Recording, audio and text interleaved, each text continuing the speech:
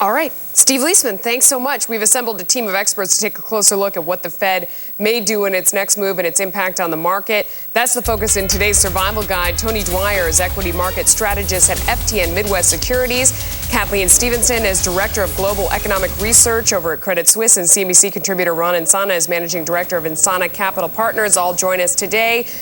Tony, what did you think of Marty Feldstein's comments? I mean, he was my favorite professor, but he terrified me there with his talk of an imminent recession.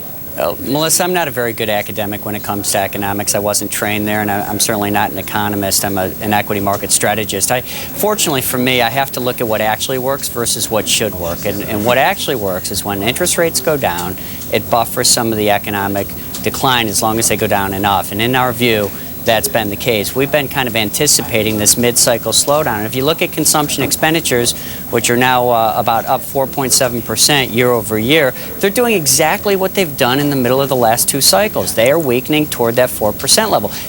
The consumer weakening is the greatest non-shock in the history of economics. What should not shock people is that that's the bull story. The bull story is that business spending remains positive.